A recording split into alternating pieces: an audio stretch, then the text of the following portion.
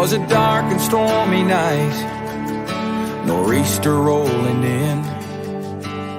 It's a long 12 hours, the power's out again.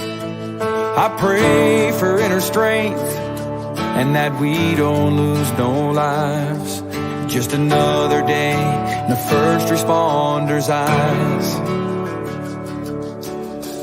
Half a cup of coffee's gone, the first run comes in. A car slid off the road, there's a family trapped within. My heart beats like a hammer, I can barely catch my breath. I'm thinking the worst and hoping for the best. Yeah, we ain't superheroes, we're just ordinary people trying to make a difference, and the first on every scene. It's a heavy, heavy burden to carry all this burden when you can't unsee the things you've seen. It keeps going on when those sirens are gone. Hey, welcome to the award-winning Mad Radio Show, Healing Your Heroes with John and Sam. Having a little technical difficulty on Sam's end, but she's going to be on speaker until she can get that fixed. But we have a great show for you today. We got a lot to bring up, man. We are losing our first responders more and more each day. We had a loss here not too long ago, last week, and we really want to take a deep dive into why are we losing. Hey, welcome back, Sam. So I can hang up this phone. There we go. All right, you're muted. Wait, don't hang up the phone because I might need to dial back in when I bring everybody on. But oh man, we lost her again. But these are the little glitches we have with the internet, and this happens. Hold on one second. Let me just put her back on speaker. Sam, you there? Yeah. See, everything is. So you can hear me, but we've got no feed. You can see me, but we've got no feedback. Correct? Well, yeah, you're on the phone, but you're muted on the video. So I'm gonna take myself off the video and talk to the phone if everybody can hear me. Yeah, I guess so. All right, so I'm gonna turn on the comment stream. So if you guys can just post a comment of whether or not you can see me. I'm sorry, whether or not you can hear me. We do have an incredibly powerful show tonight, and we're just gonna get through this technical difficulties, be darned, and I'm gonna let John kind of take the lead. But as John said, we had a loss here locally, and it's not getting any easier. And we do this show so that people realize that you're not alone out there. That's right. Me and Sam, we both discussed this over the last week or so, how we're seeing more and more commanders who are reverting back to old school. The suck it up. It's not going to happen to my department because it's a small department. We don't have those issues here. And I just have to reiterate that it doesn't matter if you are a 6-man department, 6,000, or a 40,000-man department. Fighting crime and the stresses that go within law enforcement are the same in every city, state, and county. There's no difference. Some may be busier than others, but the strain and the stress of putting on that badge every single day doesn't matter if you're a reserve cop, if you're a volunteer cop, it doesn't matter. We all feel those same stresses.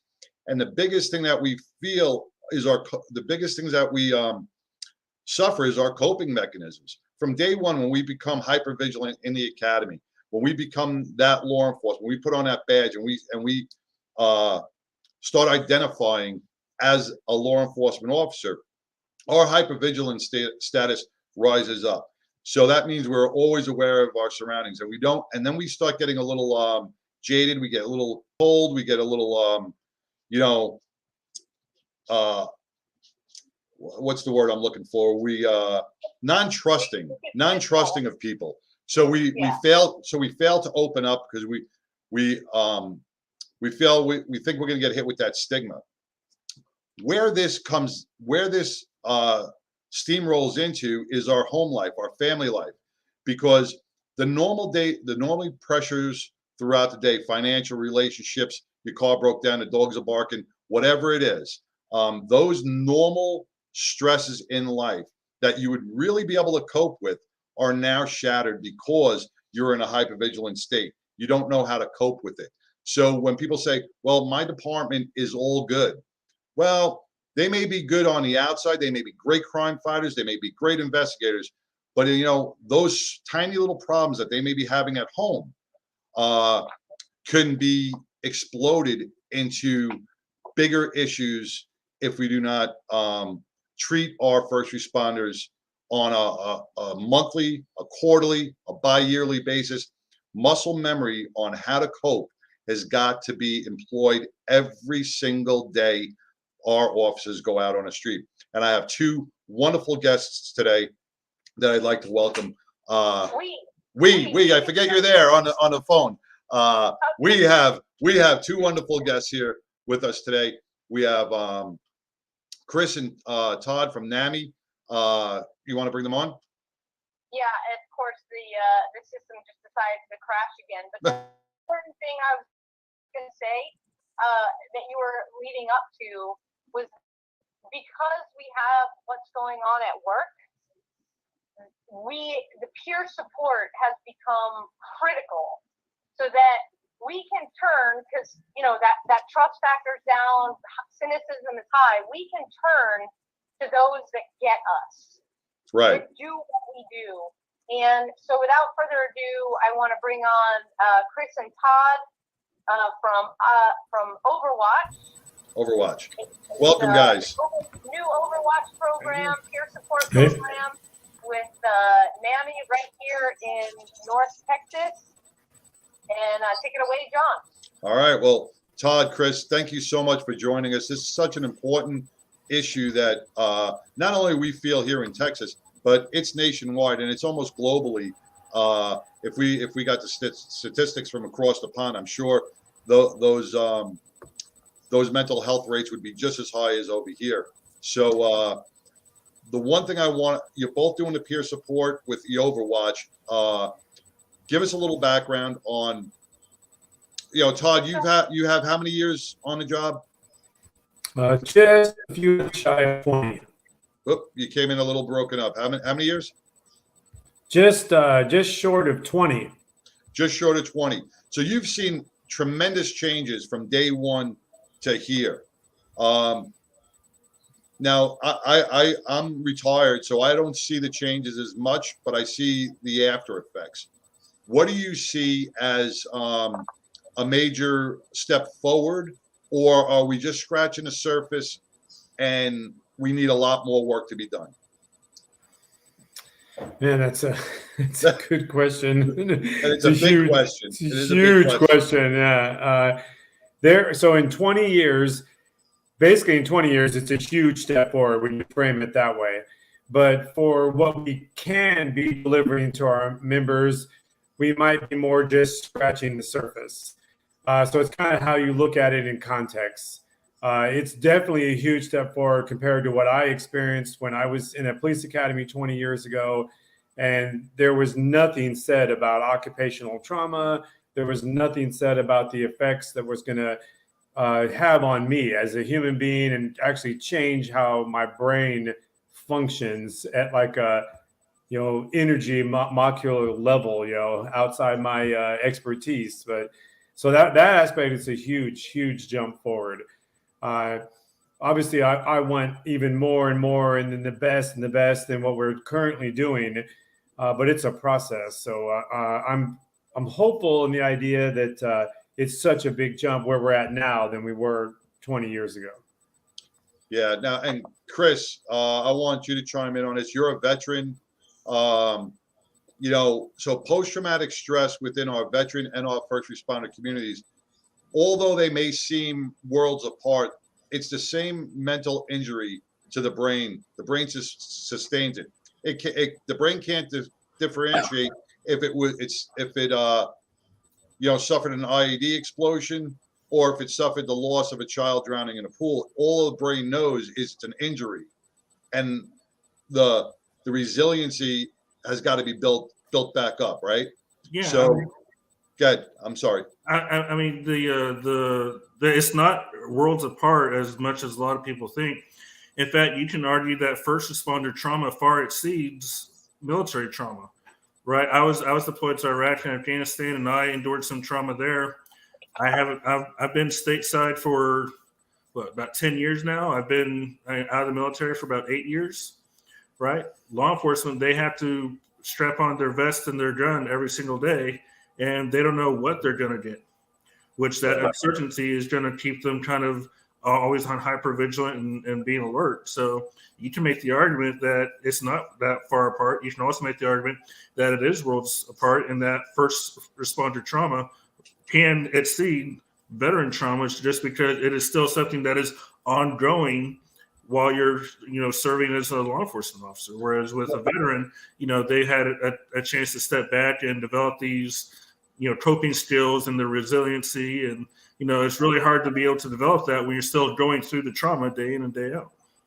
Right. I agree with that, but the way I look at it is, okay, like Todd and Chris, okay, you both suffered some sort of mental brain injury, be it a TBI from a concussion, and this is where I try to reiterate, because I've seen around the campfires that a lot of officers don't want to open up because they're like, well, that guy was in a triple shooting, so his trauma is worse than mine. And want to try to let everybody know that trauma is trauma. There is no basis of what's worse and what isn't. If I did CPR on a 7-month-old baby, it could have the same effect on me that if I was in a multiple shooting where multiple deaths happen and I fired my weapon 1,000 times. The trauma to the brain doesn't realize the event. It just realizes it was injured, and we don't know how to cope with it. So like you said, you came back stateside 8 years ago. All right. So now we have to focus on the healing. This is where we drop the ball, right?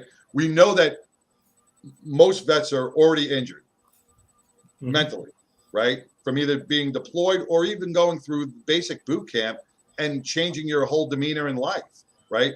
Academy is the same way. You're changing the person that you are to be another person they want you to become, right? So our whole mental attitude already changes. So we're traumatized right from the very beginning.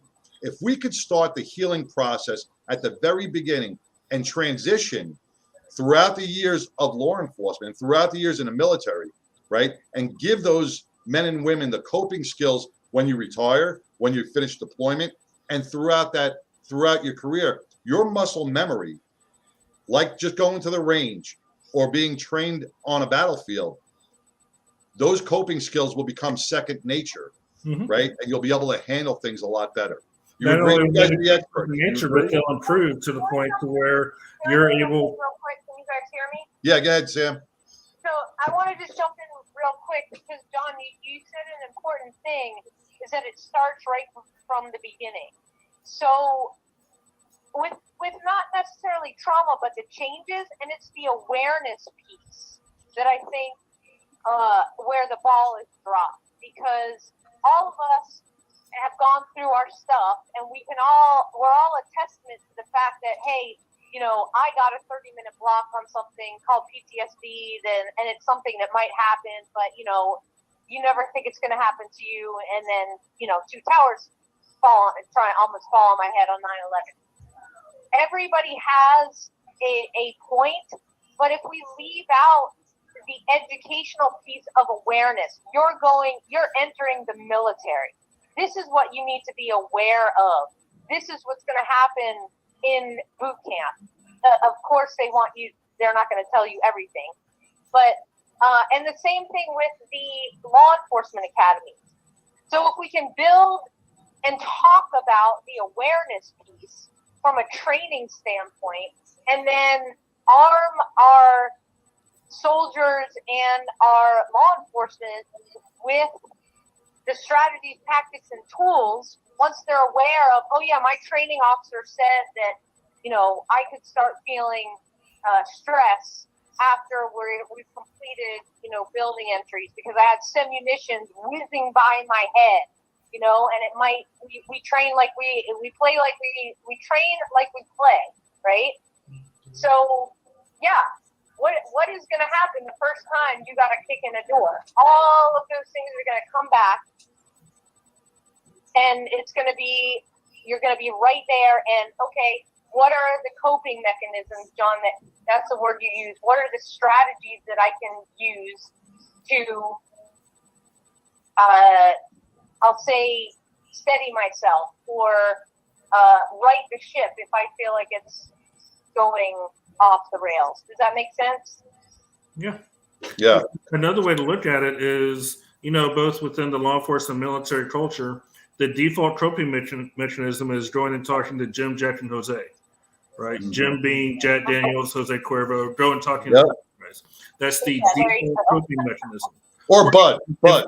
If we teach, from the very beginning, the more healthier ways of doing it, maybe we wouldn't be talking to Jim, Jack, and Jose, and instead we'd be talking to each other and being able to help each other pull each other out of the mud and continue on in the fight.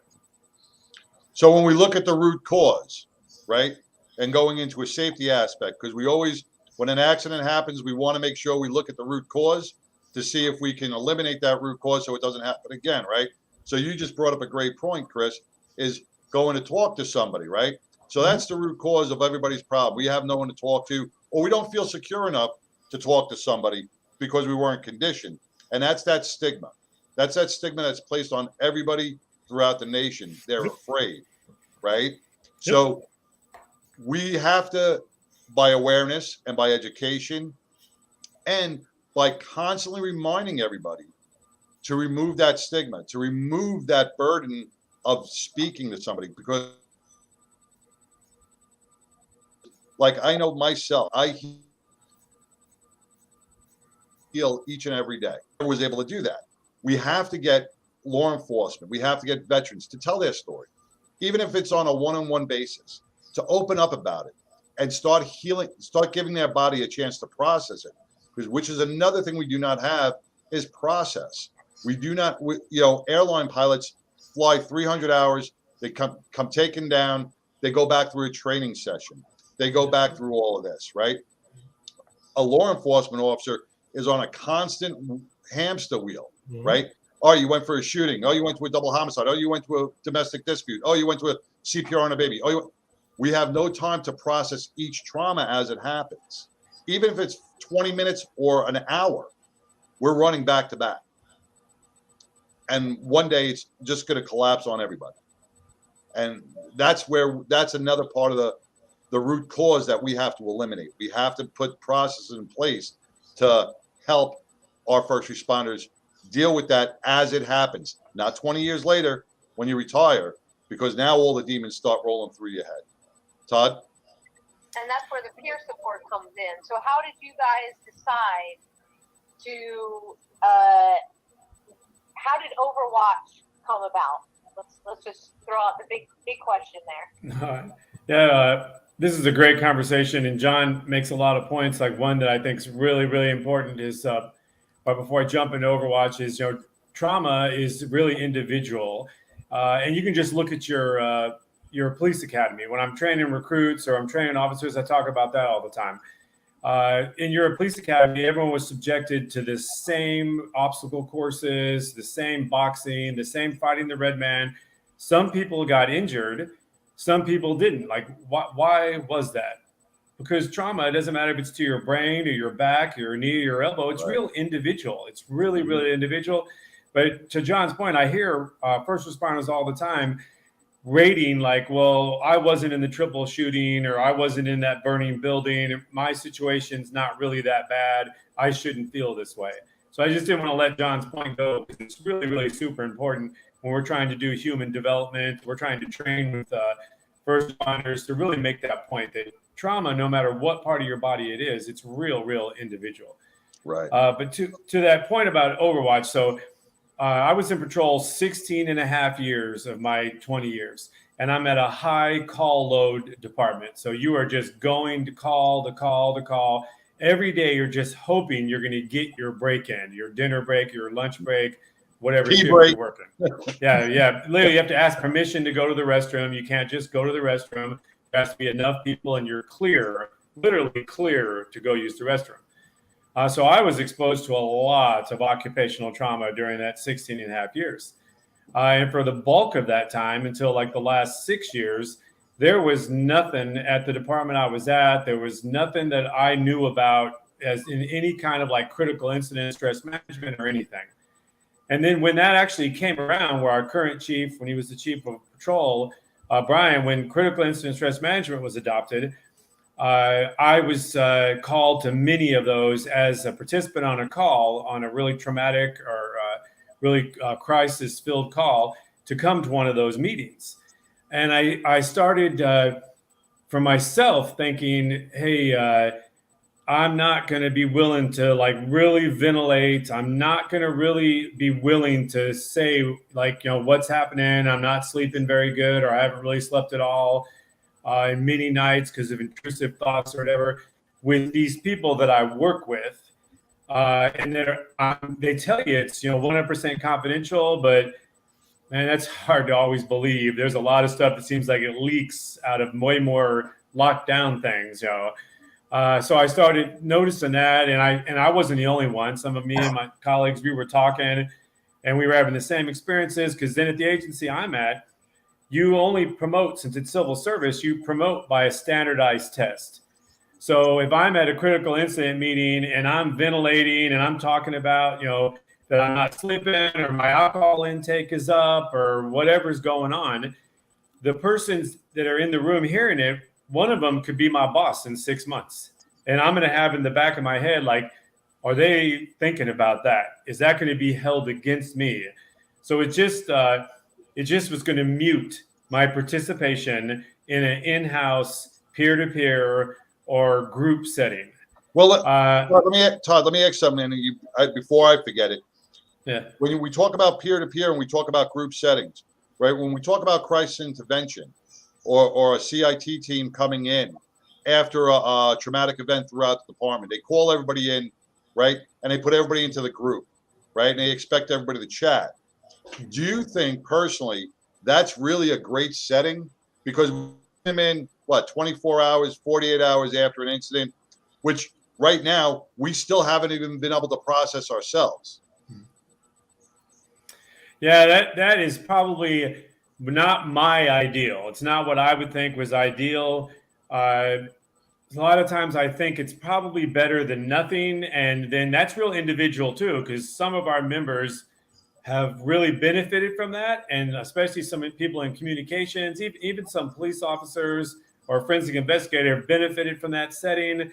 Other people don't though. So it's definitely not my ideal.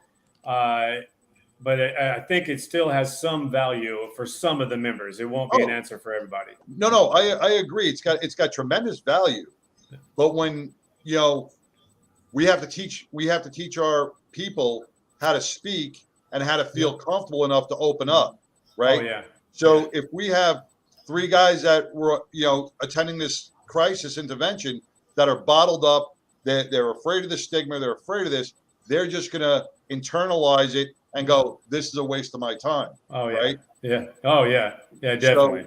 So, getting back to where we said it's got to start in the academy and it's got to keep rolling. It's got to be a mental mindset from the very beginning. Yeah. So definitely. I'm sorry. I didn't mean to interrupt you. I just didn't want to lose my train of thought. No, I hear that. Yeah. So then getting back to how Overwatch came about. So about 3 years ago, I was appointed the mental health officer at the Garland Police Department. And our chief, Brian, said that I could also look at what we're going to do internally, support our staff internally. So I started working with other departments, Grand Prairie, Plano, Irving, list kind of goes on, Rockwall, seeing what they were doing, seeing what we could do, working together. And I just started pitching out this idea about, hey, wouldn't it be cool if there was like if there was a regional team that we could tap into, kind of use the idea of a buffet restaurant. We want to have more options for our members so they can select what's best for them, since trauma is real personal. There was nothing like that. It didn't exist. So I knew that it'd be super expensive, a huge undertaking to try and start from zero on something like that. It'd be a really high barrier to success anytime soon. And we would have to be trying to raise all this money and infrastructure and hiring people. So then I started looking around who already does some peer-to-peer and family-to-family, like maybe at a nonprofit. And that's how I just went to NAMI North Texas. NAMI is one of over 260, NAMI North Texas is one of over 260 Model A affiliates in the NAMI national chain. And they already do everything peer-to-peer, family-to-family for just regular people. So I went there about 3 years ago, had a meeting with the executive director, and I just pitched this idea. I didn't have a PowerPoint. I didn't have a slick presentation. I was probably expecting to hear no. Our 40-hour queue is full. And I just pitched this idea for a regional peer-to-peer program. And they basically shocked me and said, yeah, let's keep talking about this. So I wasn't really prepared for that response. So then we just started having some more meetings, talking about it, how we maybe make that work, how it would look, because it's going to be a little bit of a different application than what they normally do for peer-to-peer or family-to-family. And then the executive director changed and another one came in, Dr. Athena Trenton. And then we had COVID happen and a bunch of other stuff happen. And it seemed like this is probably going to be impossible to pull off. But then about, I guess it's been a year ago, last October, NAMI National launched a frontline wellness initiative. And then when a meeting with Dr. Trenton, with Christina Bott on a different subject, and they were having a Zoom meeting, Dr. Trenton mentioned what we're working on here. NAMI National was super interested. They had us do a presentation, and they got behind us 100%, like literally financially 100%. And I guess they say the rest is history. Like I'll let Chris can fill us in on some of it, but I'm really, really, really proud to work with this affiliate, with the staff that's there. It's just a huge, huge score to get a guy like Chris Payne, a licensed clinical social worker, that not only talks the talk, but walks the walk. He brings the passion. You can teach people anything. They can earn a master's and a PhD, but you can't teach them passion. They have to bring that. Right. You can't get a PhD in passion. Like that's not available. So that was a long, drawn-out thing there, but that's basically how our Overwatch came about. No, it was perfect. It wasn't long and drawn out at all. Go ahead, Sam. Sorry. So, Chris, Todd just said you're a licensed clinical social worker. Yep. We all met when you were with another organization doing absolutely incredible work. You have been immersed in the mental health and caring for our veterans, our first responders, family members of both. And so for your piece and your expertise, the way you guys team up, can you talk a little bit more how your position as the LCSW, what you guys do in Overwatch, like how you deploy out to assist the first responders? Sure. So my background is not just with mental health, it's also in peer support. My background with peer support began in 2008 when I enlisted in the Army.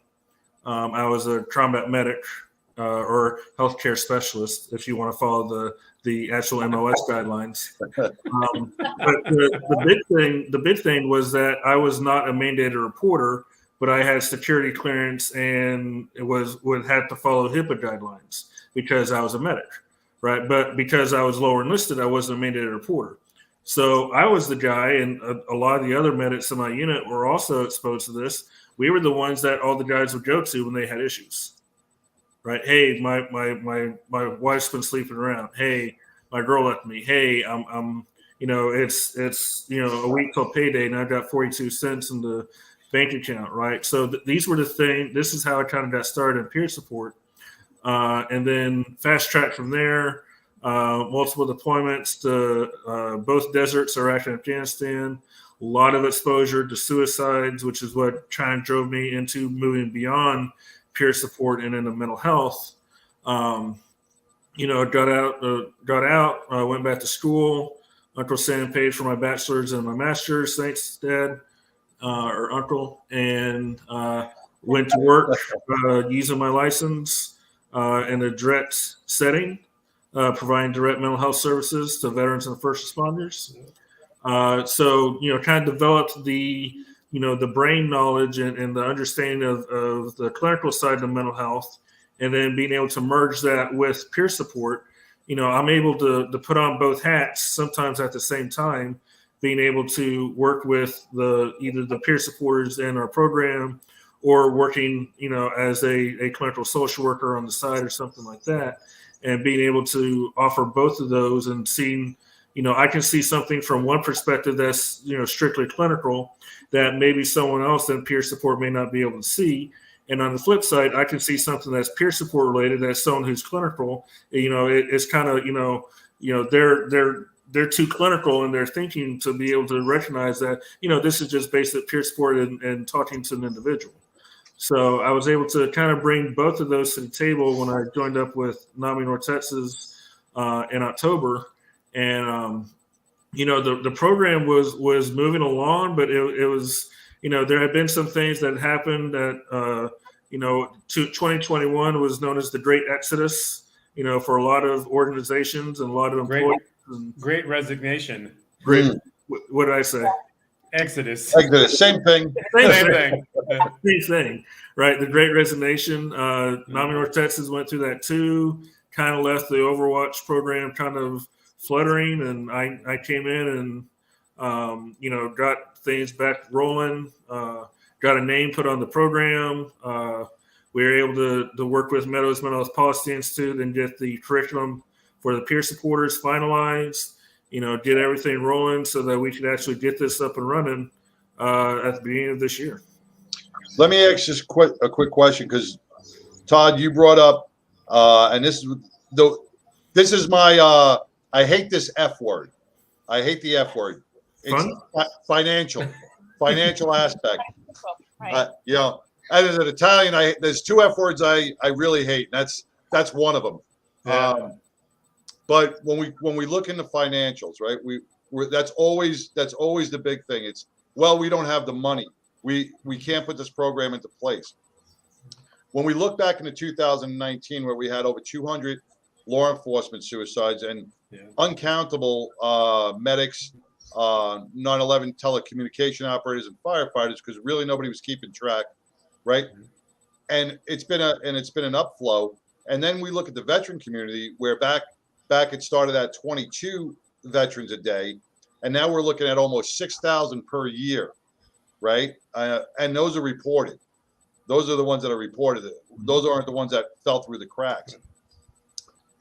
We are seeing such a disconnect in the mental health aid that is coming to our heroes, that is, our first responders, military, and the guys out on the street. Money should be made available for these specific things and should not be an issue.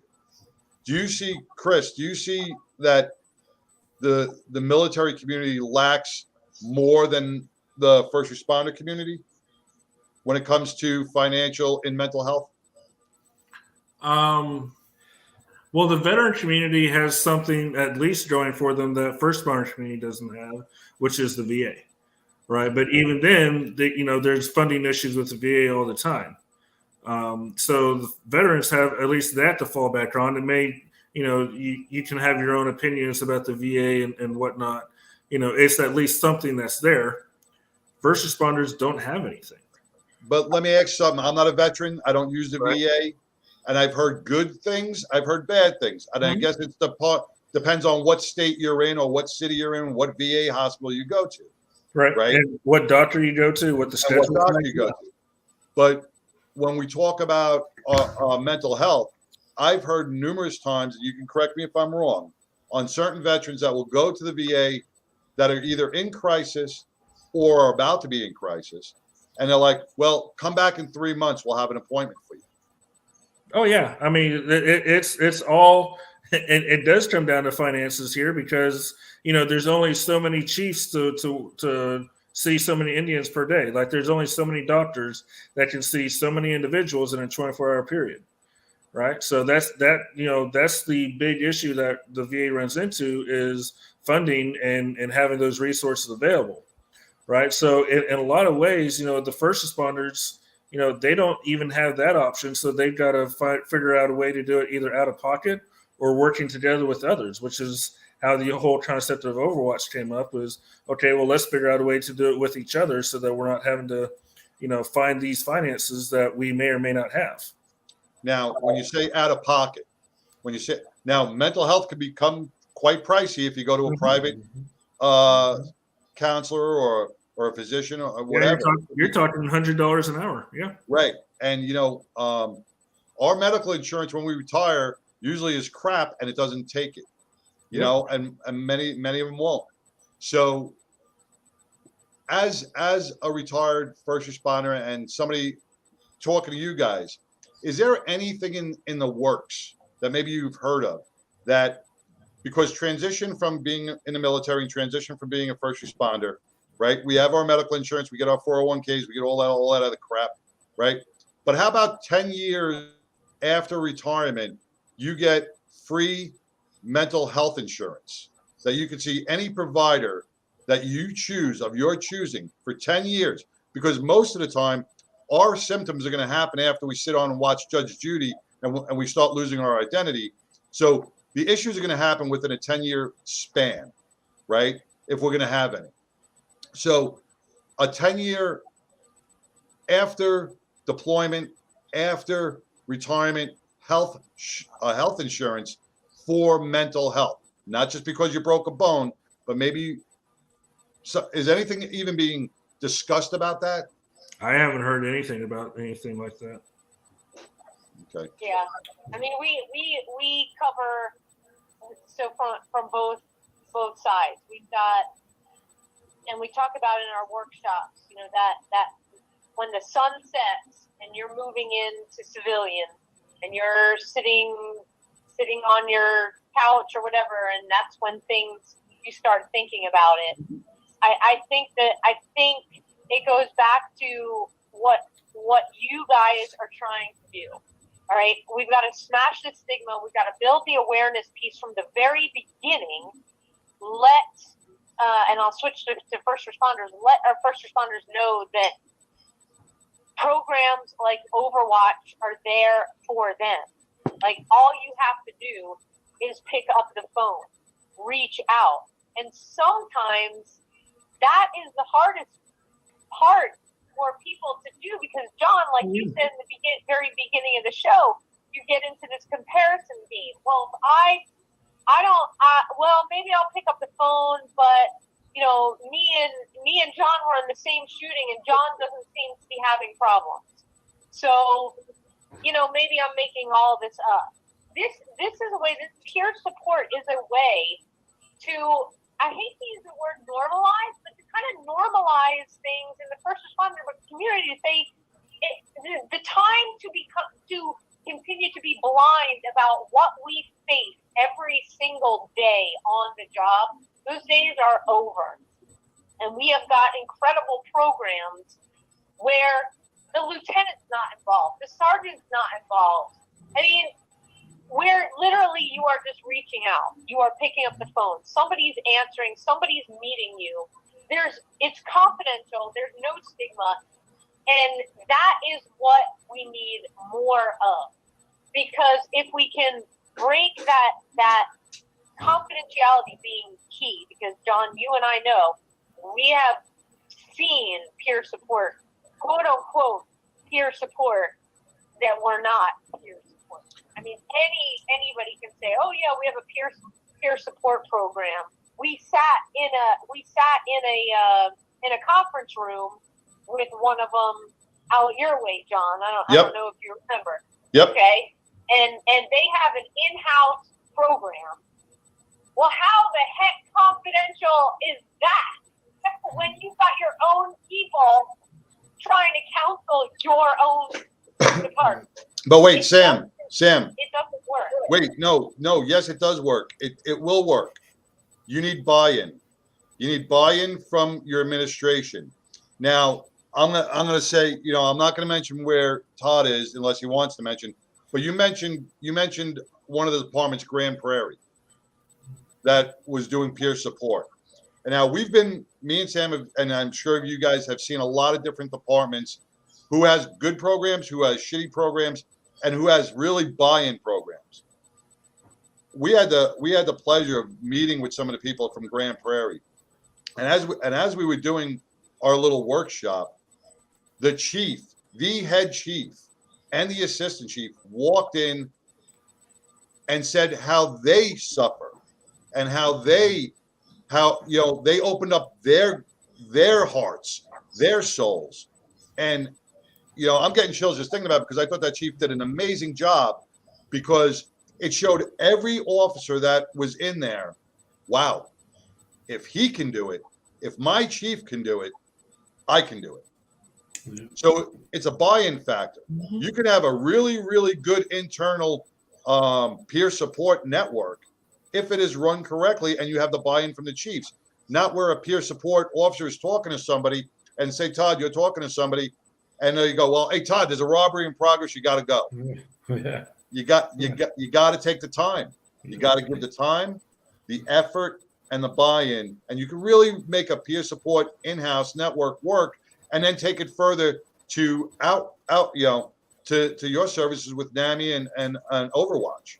Yeah. So something else to think about when it comes to the stigma and the buy-in. You're talking about the chiefs being able to be vulnerable and say that they've had issues. The key there is that they're vulnerable, right? That is that is one of those other 4-letter words in the first responder community. That's the B word. That is an absolute no-go, being vulnerable, right? Because first responders, veterans, whichever branch of the thin line tree you're on, the common thread is that you're Superman, you're indestructible, you're the superhero who goes in and saves the day, right? Well, Todd is going to chuckle because he's heard me talk about how much I hate Superman all the time, right? Superman is not the superhero you want to be emulated, right? Because Superman is supposed to be all powerful, the man that everyone wants to be, the man that every woman wants to be with. Superman's not even human. Yeah. He's an alien. Yes, he's fictitious. I get that, but he's an alien. He's not even a human being. Any children that are watching, you're crushing all their dreams. It's okay. Santa Claus isn't real either.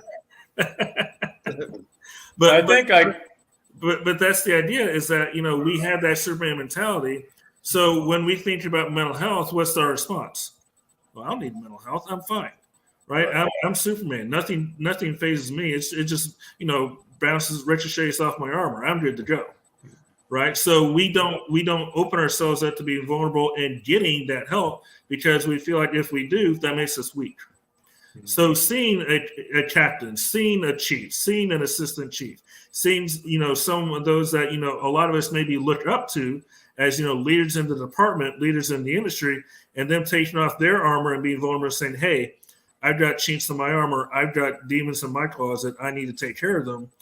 That is what brings in that buy-in. That is what helps smash that stigma, because now you see, okay, it's okay to take that armor off. It's okay to actually open up and talk about this, instead of the whole mentality of, rub dirt on it and drive on. Right. And like what you said, Todd, those same people, if they become your boss, them going, well, that's a man I could talk to, or a woman I could talk to. I could show my emotions. I could show my inner self to them, and I'm not going to be judged. I'm not going to be demoted. I'm not going to be alienated, and I'm not going to be overlooked for assignments, because I'm human. Right. Yeah, I mean, definitely. That's what we're we're aspiring to get to that point and have leaders like that in place. And then in the meantime, to Gyure and Sam's point, we want to have agencies have a really solid, well-researched and robust internal program. And then we want them to know about the ops program, and we want them to know that we're not trying to replace what they have. We're not trying to say we're better. It goes back to my buffet theme. We want to have options for our members so they pick what's best for them. So if the in-house program is what works for them, because it's really rock solid, they'll go with that. If they think they would like to try something a little more anonymous, maybe a little more lockdown confidential, they can go online, click on a button, schedule an appointment on ops, real simple like that. Don't have to even call or email anyone. And then they'll utilize that for their wellness. We want to try and literally, I keep saying buffet. It makes me hungry. But we just want to have really good, high quality options. And that's what NAMI North Texas and now NAMI National, is really gunning to have this as a signature program at all those affiliates nationwide. And we're doing the pilot program. And that's what they want too, is to have this available. We're really excited, me and Chris are. I know we only have an hour here, but we've already got agencies that are right outside San Antonio, and they're looking for really high quality peer-to-peer training, and they don't have a big budget right now. And they are going to come up here in June to Garland PD and get in on the 2-day ops program. And we're just like, man, we couldn't be happier. We are so happy to have them expand the ops network down there. It's really, really exciting. Yeah, and I've gotten inquiries from people in the Houston area. I've gotten inquiries from people in the El Paso area.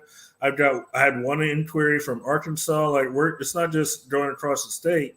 We're getting inquiries from people in different parts of the country wanting to know, when is this going to be, brought into our area of the woods? Yeah. Well, with Badge of Honor, with me and Sam's Badge of Honor, we're excited for you because we know that we're a part of that buffet tray. It really is. We may be just a macaroni and cheese tray, but we're not the crab legs. We're not the crab legs, but every organization that's out there, every nonprofit organization that's out there, be it Overwatch dealing with equine or Heroes on the Water dealing with, or any type of organization out there that is in a healing process, should be so excited on the foothold that you guys are doing, because this is going to help everybody. And when we talk about a buffet, me and Sam, I'm from New York, man. I went to Overwatch and I did equine therapy, and who the hell thought that would ever release some of my hypervigilance, and it did. And I'm thinking, I got to sit on a couch. Not everybody's for a couch. Not everybody's for that. Not everybody's for the water. So, like you said, it's individualized. So each trauma's got to be healed a different way. And I'm glad you guys are bringing all of this in one, like you said, Todd, one buffet style serving, because it gives options. It puts more tools in a toolbox, and it allows officers to say, hey, this is something I may want to be a part of. Boy, what's so exciting to me, and I know other areas in the country want to learn from us and are contacting us and wanting to check it out, is the network we've built here in North Texas. Because one of the Badge Honor members, Jeff, he is on our ops team. He's been to the school. He's trained. We come to your Badge of Honor events. We promote them. I've spoke at some of yours. Yep. I mean, we literally network and work together because our goal, our focus is on the wellness of first responders and their family. We're all in this together. Rather than like competing and staying in our own lane, we network, we work together, we do all this stuff together with our eye on the main thing, and that's the wellness of these first responders and their families. So that's really, really exciting to me, and it's gotten a lot of attention. I just got really beyond humbled and basically shocked when Axon contacted me and asked me to go to their huge, basically international conference in Phoenix coming up in May and be one of the presenters in a breakout session on Axon's family wellness initiative that Sam's been part of. I mean, I'm just was blown away, huge honor, but it's getting the attention of a global company like Axon about what's going on here in North Texas for first responder resiliency and wellness for them and their families. You said another F word that I want to get on because it's the lost F word, and it's families. Yeah. Right. You know, be it through vicarious trauma, being it from seeing stuff on the news and knowing what their loved ones go through. You know, we have military personnel now being deployed with all the stuff that's going on in Ukraine. So it brings up the anxiety levels. It brings up all of this stuff. Now, with Overwatch, you said you can click on a button if you're a first responder or a veteran, right, for peer-to-peer support. Do we have anything in place, or maybe you guys, I know you guys are just getting this ball rolling, but will there be a place for a family member to say, hey, my husband, my wife has a drinking problem, a drug problem, whatever? So one of the things that we're wanting to have with Overwatch and with NAMI North Texas is develop a peer support group for Blue Line families. So NAMI is very popular and very skilled when it comes to family support groups. So we're going to develop a Blue Line family support group. We're going to have a Red Line family support group. Nice. We're going to have a Yellow Line, a White Line for all of the branches of the first responder tree, so to speak. That's something that it'll be a little different than the one-to-one peer support that Overwatch will have, because you can't have good peer support for first responders in a group setting, right? That's too many ears means too many lips, right? Yeah. But families love group support, right? That's where they can connect, where they can network, where they can work with other families and find that support with each other is in those group networks. So we'll have the group peer support for the families, and they'll have the individual one-on-one peer support for the actual officers and other first responders. We found that out, and you bring a 100% solid point. We did our first family workshop over at the V-Rock, and in the group setting, I mean, Sam, you can back me up on this. I saw guys with 26 years on and wives look at their husbands, and they had this stone cold face in the very beginning, but at the end of it, had their head on his shoulders. One officer, 26 years, was able to open up, and it really brought You're Not Alone to such a different level, because all these families that were there were thinking the same thing. This is my issue. This is a family.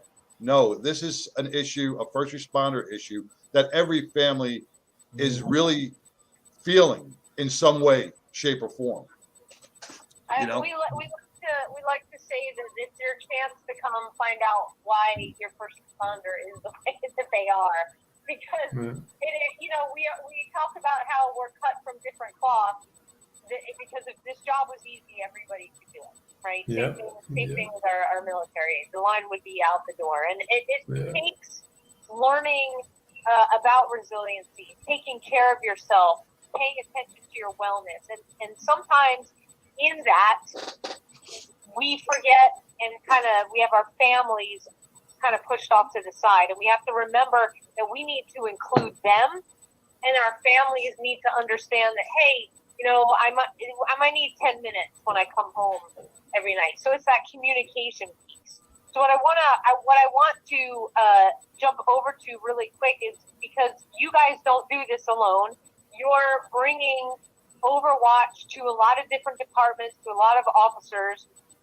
How exactly does the program work? Officers can reach out to you directly and you conduct a class. What does it look like? So if a officer is wanting to become a peer supporter and go through our 16-hour course, which is covered TCOL 3844 for peer support, so you can get TCOL credits for it. They can go online to NAMINorthTexas.org, click on the Frontline Wellness banner, and scroll down to the registration for getting peer support training. If you're wanting to receive peer support, You can go to that same place and click the button that says to receive peer support. You can give us a phone call. You can send us an email. You can walk into the office. You can send me a carrier pigeon. You can do Pony Express or smoke signals. You can just get the information to us. And then once I have that information, I will contact you. We'll sit down and have a talk about, what are the things that you're wanting to get out of peer support? What are your issues? What are your goals?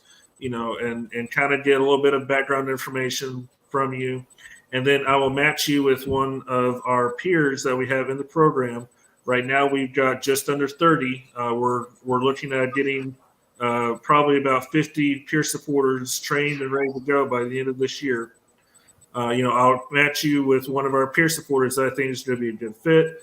We can get y'all, meeting at a neutral location, plain clothes, as anonymous and kind of, blending into the crowd as much as possible. Let y'all talk and do the peer support process. I'll be available on standby as the licensed clinician to, provide professional support if it's needed. And you can go from there. You can meet with your peer supporter once and get what you need and move on. You can continue to see them however often you want. Is this a 24-hour service? So we won't respond. I'm not going to, if you send me an email at 3:00 in the morning, I'll get back to you. Right. But you can, meet with your peer supporter. If both of you are night shift, you can both go to, the park at 2 a.m. and talk with each other or something like that. Right. So there's you the peer and the peer supporter can come up with the schedule that best works for them. But right. But what I'm asking is, like, if I'm in crisis at 3:00 in the morning. So we don't do crisis intervention. Okay. So if you are in crisis, you need to contact, the crisis intervention experts that are there. If one of our peers is working with a peer supporter and they are in crisis, then yes, I am a phone call away. I can get there and talk with the peer supporter, talk with the peer, assess the situation. I'm trained in CISM and a couple of other critical incident debriefs, and I can, help with that situation. And then we can get them connected to those crisis intervention resources that are also there. Perfect. That's what I wanted to bring out. I want to make sure this is peer support and not crisis intervention. We can get you to those crisis intervention places if we need to, and that is 24/7. That's what I wanted to make. I wanted to make clear to everybody that, I'm in crisis, I'm going to go here. No, this is after the crisis. This is the healing process and the continuing healing process thereafter. Todd, let me ask you a question. Me and Sam brought this up the other day before we run out of time. In New York, we stood roll call, right? The NYPD stands roll call. You come in for your shift, you get dressed, you go upstairs, you stand in front of the desk. The sergeant, lieutenant, or captain addresses the troops before he turns out the group, and it's usually about maybe 5 or 10 minutes, depending on what's going on. What a great place to start addressing mental health and keeping that muscle memory.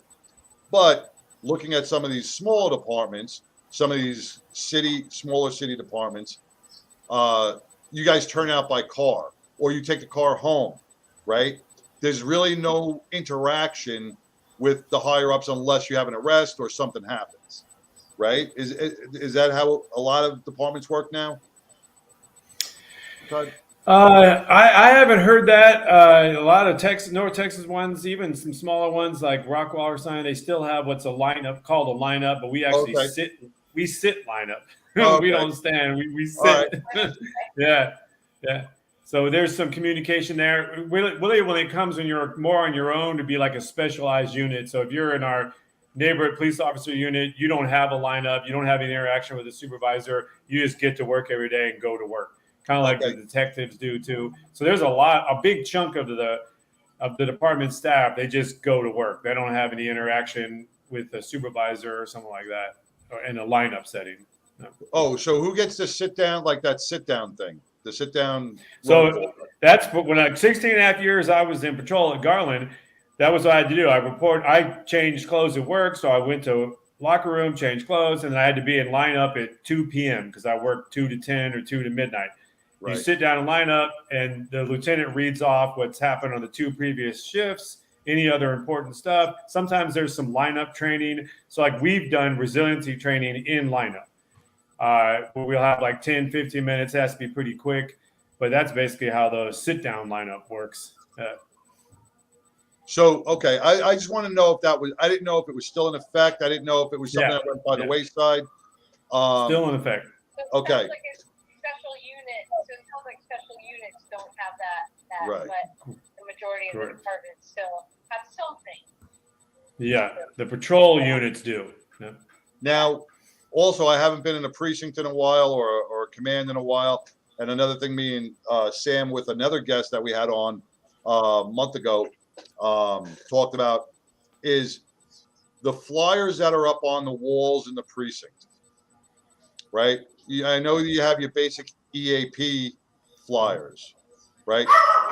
But are there flyers for non-traditional organizations like Copline, 1-800 Copline, up on the wall that if you're having an issue, you can call one, or our watch, or any of these, Your program.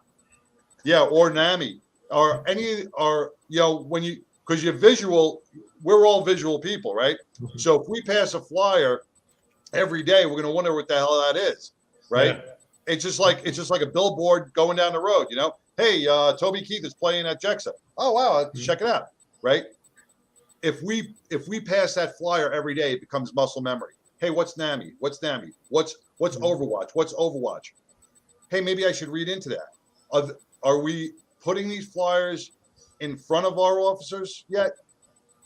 Yeah, I think that is definitely going on. It's something that we're real motivated at Garland PD. I've actually got stations set up that have 5 flyers that go behind those plastic holders. Can change them out about every 30, 60 days. A badge honor is up right now in all the stations like that are around the PD. And I just put it in high traffic areas. So where all the body cameras get docked for patrol, there's a station there. The stairwell that most of CID uses, there's a station there. Over by the academies, men's and women's locker rooms, there's a station there. And then I just, and those spots in the gym. I'll just put them out in line up and roll call. I'll just put them out on the tables in there. I put them in the report writing room.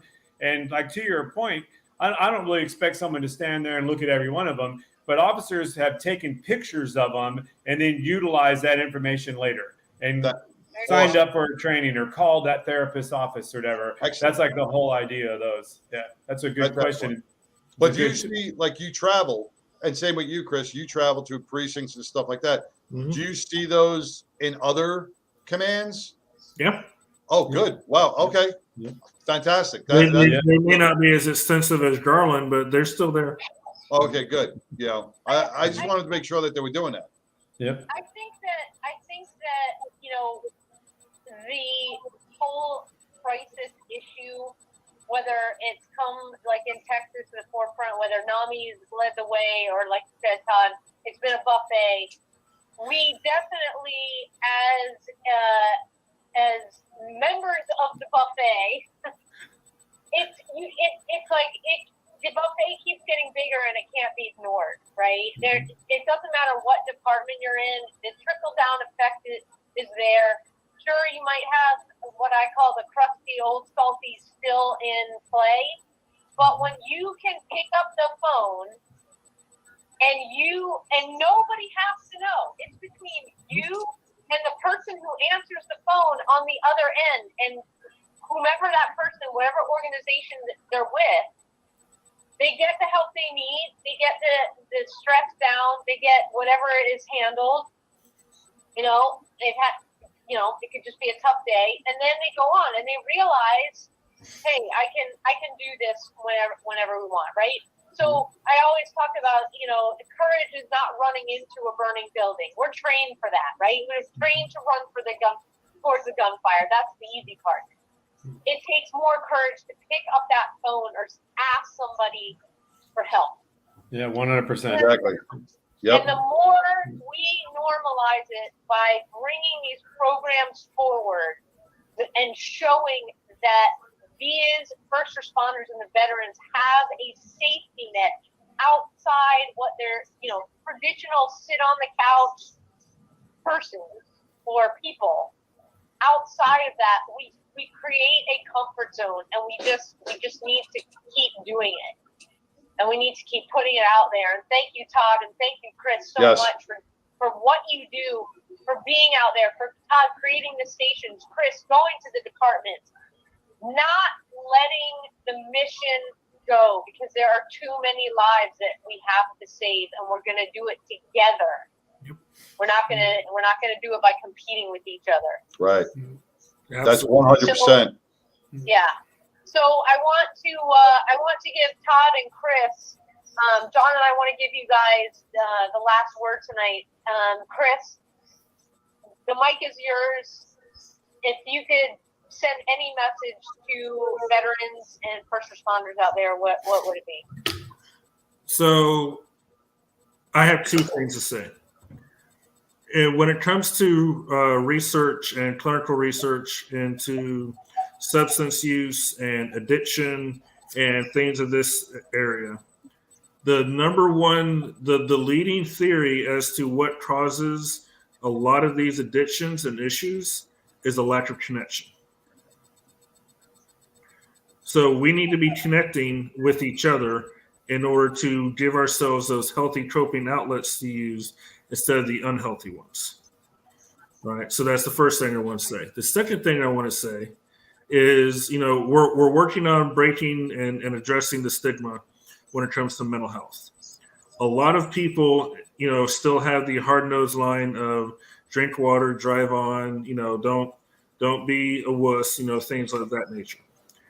I want to ask this question to those individuals. If you are on call, or if you're on patrol and you get a call over the radio, shots fired, officer down, how is everybody responding? Well, everybody is hitting lights and sirens, and they're going code all the way until the scene, and everybody is responding, right? Yeah. But when an officer asks for help with their own mental health, who responds? Why does it matter who's holding the gun? Why does it matter if it's a bad guy holding the gun? We're going to come running. But if it's the good guy holding his own gun, we're not going to do anything.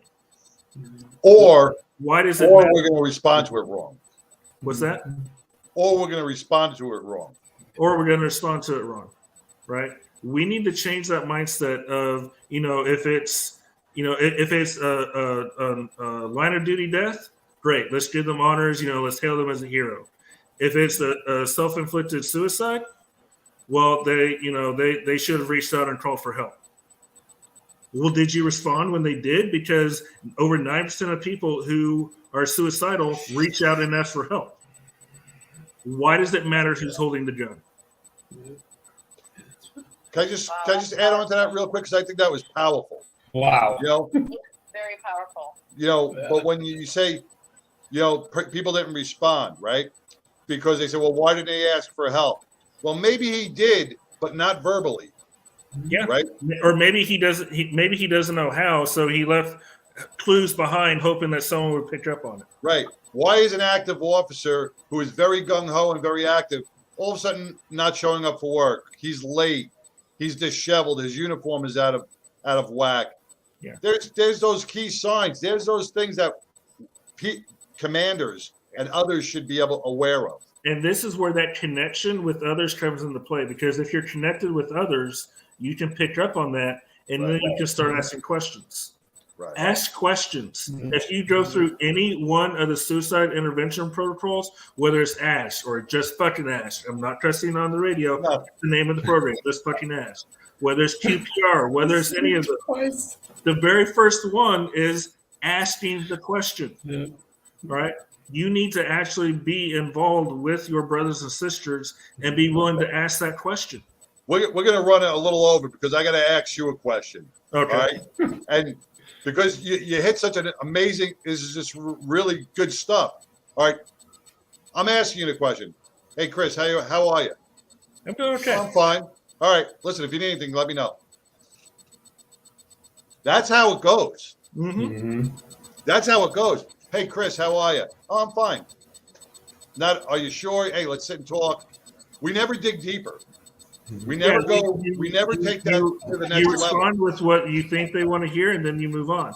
But if you're connected to each other, you're going to be asking. You're also going to be observing. Hey, yeah, I hear what you're saying, but this is what I see you doing. Talk to me, brother. Tell me what's actually going on. Let me help you. But how many officers know those next few words? It's like the ending of a prayer nobody knows. We all know the beginning of the prayer, but we always mumble the last part, blah blah blah blah blah, or the last part of the song, right? We gotta teach officers exactly what you just said, the follow up and those words. I hear you, but what I'm seeing is something a little different. Let's sit and chat. Yeah. Perfect. I mean, that I think will get people a little bit more motivated. So thank you, Chris. That was powerful. Great. Yeah. Perfect. Man, note to self: don't follow Chris Payne on closing comments. Sam set me up for this. She was like, "Chris, go first." What? But like real quick, like if something I'd want to leave people with is, I mean, this is just good officer safety. This is just good first responder safety training. Like this isn't some strange thing. We train to mitigate risks all the time. We train to mitigate threats, and first responders always do. So this is just good training for officer safety, for first responder safety. That's all it is. It's not some strange voodoo pixie dust thing. And then the other thing I want to leave people with is one of the things I've really learned, especially over the last 20 years, like you don't have to have a title chief. You don't have to have assistant chief. You don't have to have captain in front of your name. You don't have to have president. You don't have to have CEO to really care about something and be passionate and just be relentless. You're coming with the ideas. You may not be the decision maker. If you don't get to yes right away, it's important. Keep pushing, keep working, keep looking to see who you can partner with. Look for people like a badge of honor, look for ops, look for first, look for heroes on the water, look for whoever's in your area that's got a shared passion. But don't be limited. That's what a message I like to leave is if you don't have chief before your name, you don't have president, don't let that limit you. You've got an idea, you've got a passion. I mean, keep pushing, it's worth it. Eat from different parts of the buffet. Yeah, yeah, definitely. Really? Hey, if you don't like this part of the buffet, you can always go to the other end and eat the Chinese food. Right. Definitely. Yeah. Oh my gosh, this has been such an amazing more than an hour, and we could keep going and talking. We want to definitely have you guys back, especially when you celebrate your year into doing this, and so we can celebrate you guys all together and the amazing work that you do. I put up in the comment stream the NAMINorthTexas.org and just some extra stuff of what to look for, how to sign up to become a peer supporter, or if you're somebody that is in need of support, how to find that as well. You guys, I mean, we're going to see you in 2 days. Yep. Again, part of the buffet. We so appreciate you. And we're actually having a buffet. Thank you, Garland. That's funny. Right now, thank you, Dickie's Garland. Jeff over there. Jeff Bass. And thank you to Chick-fil-A for providing breakfast right off the bat. So we look forward to seeing you guys. Hey, at least when we do these things, the biggest thing is, well, what are we going to eat? Are we going to be fed? Or are we going to be fucking training for 8 hours and eating, granola bars? No. Yeah. It's the South. We can't get together and not eat. That's right. Exactly. So thank you guys so much. Yes. Again, we look forward to hearing more about it, because you guys will be talking about it on Friday to the first responders in attendance, so they can find out more about it and how to go ahead and sign up. It's amazing work that you guys do. Thank you for being patient. Thank you for never quitting. never quitting on this mission, because it is huge, and you guys are going to touch so many lives, and you're going to save a whole bunch of people in the process. Yes. So with that, thanks, and we'll see you on Friday. See you guys. Take care. All right, Bye. man. Chris and Todd, man, are just amazing people. Sam, his buffet style, I think that really resonates with a lot of first responders, because it deals with mental health and it deals with eating. So it all comes full circle. Dale will be there as well. So Dale will be there. Dale will be there. Dale will be there with Chris. Dale is Chris's service dog. That when he brings Dale to every event, I would say Dale ends up healing so many people, bringing their stress levels down, and the two of them are just amazing. And I call them people, because Dale's like a person. Yeah, he is. He's a great little pup. Folks, we appreciate you hanging in with all of the tech stuff that's going on. Obviously, you can hear me. You can't see me. It went off as soon as I took my camera down. Everything seemed to level out, so we can still do the show. It's all good. We make it work. We make it work. Absolutely. So if you are a first responder listening to this, you like what you've heard, go ahead, click on abadgeofhonor.com. Again, we will be out on Friday at Garland TV with Chris from the Overwatch Peer Support and Todd. They're going to address everybody in attendance, talk about what Overwatch Peer Support and our ops is. I love the name. And you're also going to get that big awareness piece when it comes to post-traumatic stress, and whether or not you're seeing some of the signs and symptoms. But trauma is trauma. It's not a comparison game. This is all about healing. Right. And so you can check out and get yourself registered for this Friday, as well as we have our calendar out to June on there as well. So check it out there. Guys, there's so many ways to support. If you haven't heard of Carry the Load, go to carrytheload.org and you can find out what it's about. Even better, you can support them directly, which means you're supporting us. Go to carrytheload.org/a badge of honor, or look for our team in the search engine, and say every penny counts when it comes to what Carry the Load as a national organization does for first responders. And we are so blessed to be national nonprofit partners with them this year.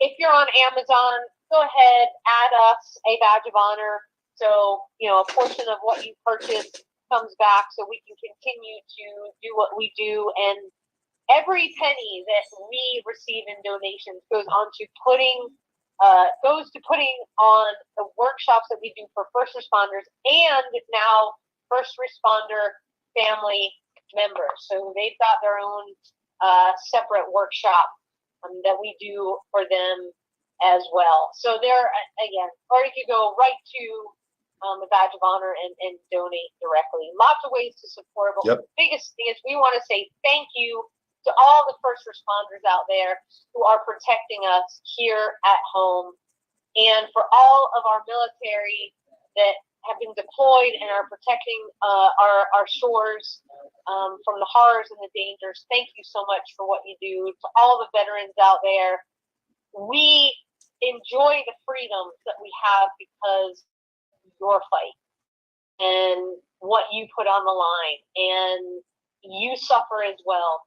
And I hope Chris's message, I hope you heard Chris's message tonight. So if you're in need and you can't get what you require to get well from the VA, please go to NAMINorthTexas.org. Check out the Overwatch program. You deserve the help. You fought for this country. We are not going to forget you, and we're not going to let you slip through the cracks. So let us be your safety net there. John, take us home. All right. Well, Sam, once again, an amazing show. We hit some good topics, a very important topic. But just to resonate, to reinforce what Chris said, man, we are our superheroes when it comes to strangers. We got to be superheroes for ourselves. Let's take that question a little further when we ask how somebody is. Let's continue the conversation. Let's not just take "I'm fine" and walk away. And to reiterate what Todd says, man, we are all eaters. Cops love food. Man, there's so much at this buffet. All you have to do is step up and find what you like. Be it Badge of Honor, be it Overwatch, be it Heroes on the Water, be it NAMI, be it Peer Support, be it whatever it is. The buffet section goes on. And I think these two, Chris and Todd, both with NAMI and Overwatch, are going to really make great strides in our mental health fight throughout our veteran and our law enforcement community. So God bless those guys. Sam, I think you did a great job tonight working through the technical difficulties we had. I think you did a great job. I want to thank you as always. And until next week, man, if you can be anything in this world, just please be kind. And until next week, next Mad, we'll see you soon. The very first Wednesday of the month. The very first Wednesday of the month. Right. All right. All right. Take care, everybody. Take care, Good everybody. night. Good night.